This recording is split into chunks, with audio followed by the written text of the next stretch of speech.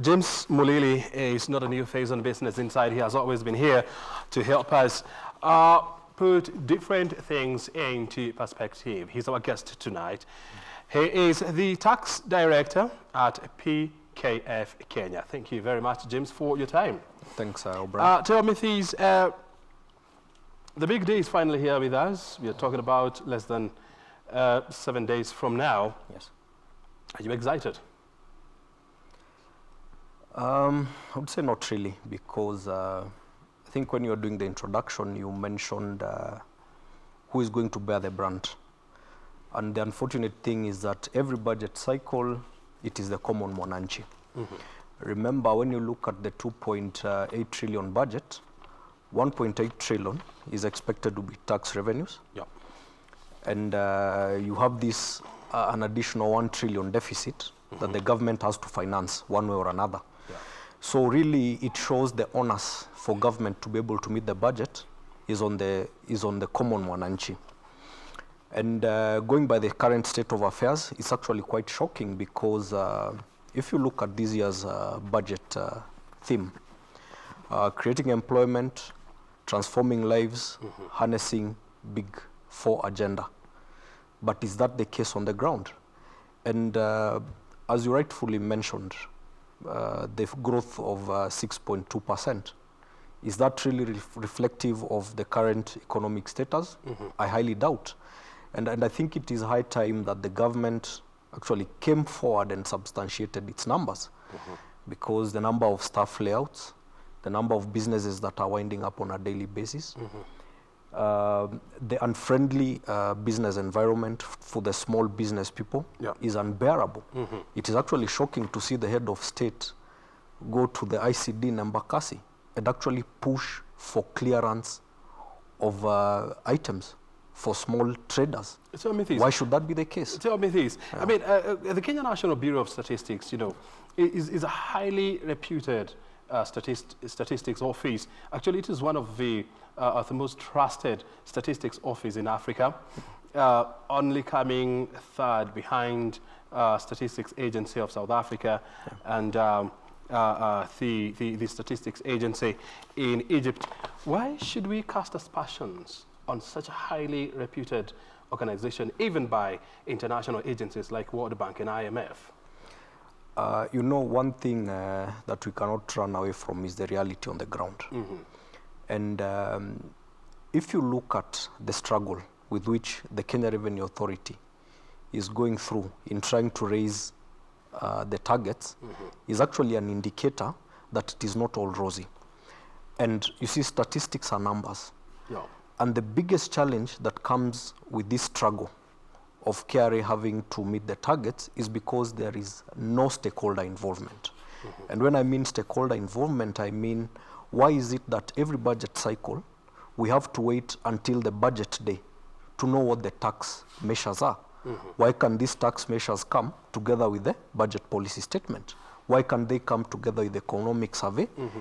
and have an all-inclusive budget-making process? From your analogy, is the taxman facing challenges when it comes to tax mobilization because of its own internal inefficiencies, or because of external inefficiencies? And when I'm talking about external inefficiency, I'm talking about the wider economic sphere. It's a mixture of both, both internally within KRA and also external factors, where there is an unwillingness by the taxpayer to self-declare, because that's how our tax regime is. Mm-hmm. And many a times you meet someone and they say, look, why should I pay tax and this road has not been made? But then one thing that everyone should bear in mind is that it's each and everyone's responsibility to mobilize the taxes. Yeah. So it is two-pronged. Internally at KRA, there is need for leadership. Yeah. There's been a lot of wrangling, as you must have seen in the media, mm-hmm. about the succession of the Commissioner General. Yeah. It's now been gazetted. We have a new Commissioner General starting 1st of July. Mm-hmm. But the question is he up to the task? And if you look at the way the tax declaration system works, we've had a change of the tax filing system almost 3 times. Legacy system, ITMS, iTax. iTax in itself, whilst it's a good platform, it's a difficult system to use for the common mwananchi. So is there a way that they can make this system accessible and easy to use? Simplify it. Tell me things. I mean, you're talking about the leadership at Kenya Revenue Authority. I mean, KRA is not a one-man show. Yes. This is an organization has been there for more than 4 decades. We should be having systems in place, whether there is a Commissioner General or we do not have. We should be having a system in place whereby systems work. Yes. So what is this magic or magical wand do we expect the new Commissioner General to bring, to bring some sense of order, honestly? Actually, it's not really a magic wand, and it's not rocket science. He just needs to go to the basics. If you look at how the Kenya Revenue Authority over the past year or 2 years has been conducting audits, it has become, it's like a war between the taxman and the taxpayers. A taxpayer today wakes up, finds an assessment that has been sent on email. You owe us 80 million. There's no basis, there's no rationale. Yeah. Obviously, that creates a very hostile environment between the taxpayer and the taxman. And in most cases, you find that if only the taxman engaged the taxpayer, then they would have been able to resolve or to come to a resolution of that matter in a very simple manner. And in many cases, the taxman ends up in a wild goose chase, raising an assessment without understanding the facts and ending up not collecting any revenues as a result. So there is a total waste of time in that exercise, which I believe with a lot of coordination and cohesion with the taxpayers, then they will be able to have systems that are well coordinated, systems that are transparent. Yeah. So many things. I mean, we know there's a monumental task ahead of of Kenya Revenue Authority to ensure that they raise more than 1.1 trillion shillings, to fund this budget. What innovative ways would you prescribe for KRA in order to meet its target? Every budget cycle and every year, we always advocate for widening of the tax net.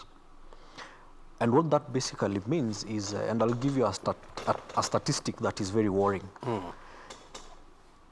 Only 2.8% of employees, for example, earn more than 100,000 shillings. Only 2.8? 2.8% of all the the employable population. Exactly. Now, there's already a strain as to the people who are really supporting the Kenyan economy, because pay as you earn accounts for a lot of taxes. If you take income tax combined, pay as you earn as well as company tax, what we call corporation tax, that accounts to around 43% of the tax revenues, followed by VAT, then you have excise duty, and then VAT. And what that basically means is there's a big problem in terms of why should only around 3.5 million people support the entire 50 million population when it comes to tax. And there was a good initiative starting this year, something called Presumptive Tax, that was targeted at what we call the informal sector, that is purported to be around almost 40% of the Kenyan GDP, where 15% of the single business licenses that are paid will go in as what we call presumptive tax. Now, my only worry is we have not seen the Kenya Revenue Authority or the government acting in a thought leadership process and to say, for these 4 months in 2019, we have had this number of business registrations. This is the amount of presumptive tax that we've been able to accumulate. And I did a very simple math. Assuming a single business license is 50,000 shillings, 15% of that is 7,500 shillings. Now, assuming there are 1 million registered businesses in each county, that comes to almost 7.5 billion per county, going by 1 million number of registered business per county. If you multiply that by 47, I got almost 350 billion. So let me think. Yeah.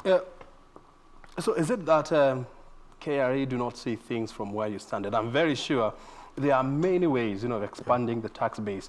And we have talked about this for quite a long time. When you look at the tax base in Kenya, it's pretty very much narrow. Yeah. At less than 25%. Yes.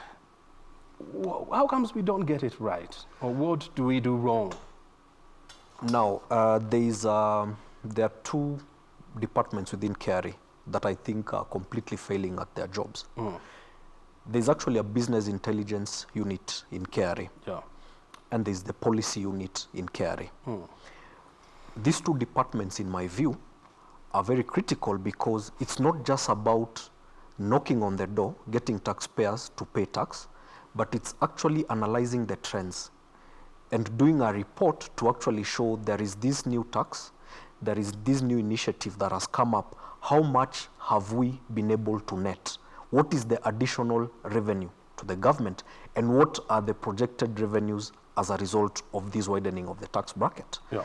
And you see, there are other initiatives that really can be merged by the government. We are looking at the demonetization now.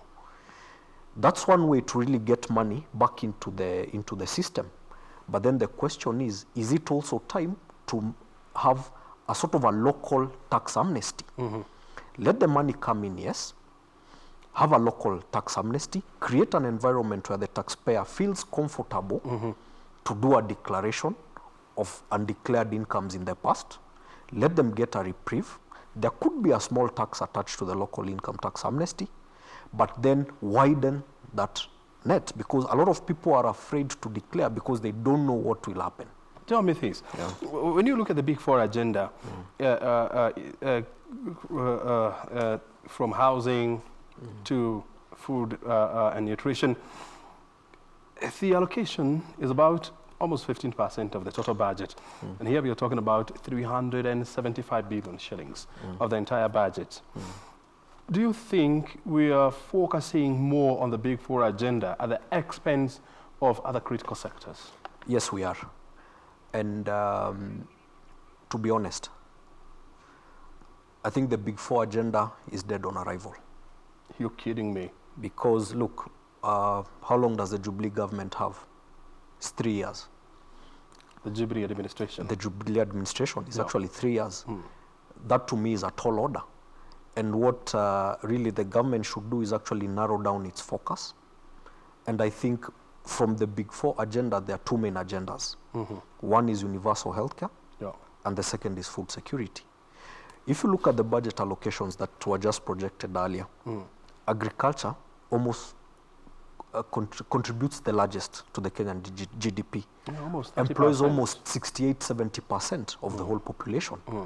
Why should we be grappling with an agenda called food security? We should actually be the ones exporting to our neighbors. Look at the Galana Kulalu project. And this is where now the issue of corruption comes in. And what is the true cost of corruption?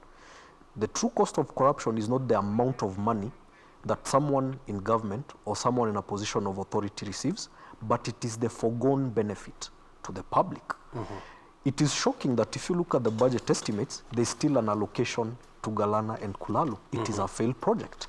Why do we have all these white elephant projects that are not generating any revenue? So the Big Four agenda is a noble cause. The timing is wrong. The economic state of the government is not in a good shape. We are not in a position to handle the Big Four agenda as it is. I think there needs to be a narrow focus on healthcare. That is key, and food security. Those to me are the most critical. Tell me this. The economic growth projection for this year is about 6.2%, and about 7% in the medium term. Do you see this happening? And if yes, where do you see the growth coming from? I don't see it happening with the current trend. And the initiatives I mentioned, where there is need for government to involve all stakeholders and stakeholders in this case I'm saying are the taxpayers, Yeah. that is the only way. But then I think we're also facing a bigger challenge when it comes to the national debt. Yeah. Because on one hand, we are struggling to increase the tax revenue collections, but on one hand, our national debt is also expanding at a tremendous rate. So how do you really strike a balance? Is there need really for the government to put into check its expenditures and try to manage with the revenues that are coming in? Yeah. And you're talking about revenues, and when you look at the budget deficits, for this year, it is pegged at about 608 billion shillings. Yes. The development partners, are expected to shoulder, the bigger chunk of these deficits. Yes.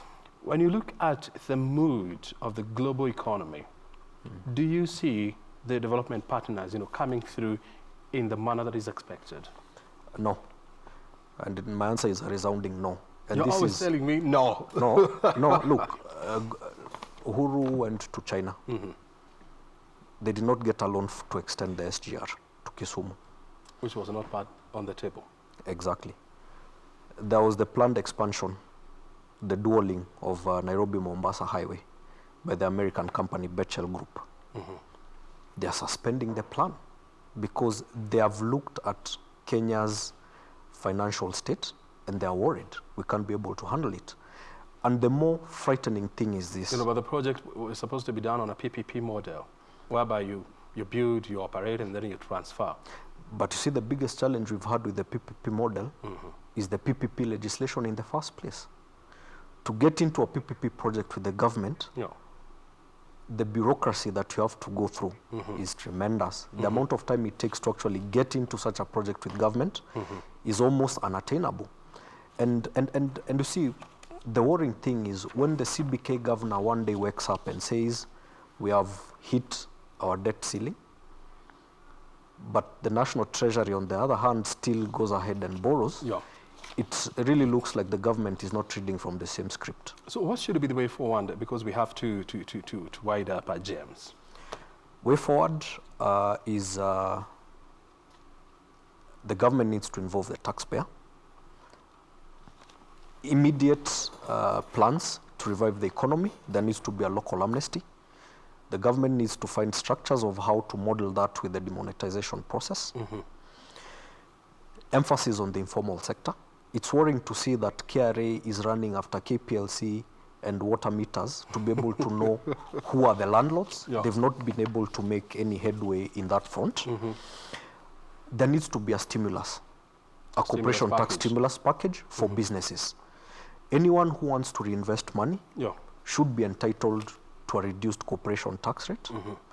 I think it is time, because if businesses don't grow, the projected tax revenues will never be attained. Will never grow. That one is a fact.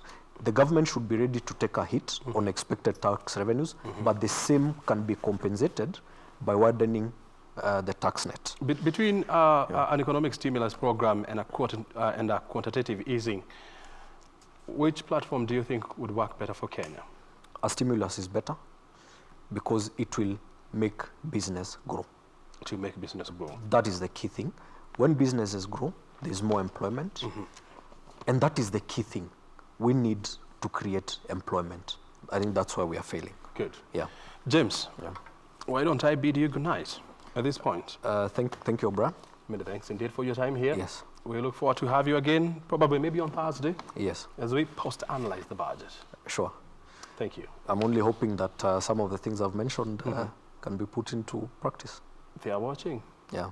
Very good. Good. Well, you have been watching this segment, the interview segment of Business Insight. We have been discussing budget. Remember, it's coming to you on Thursday.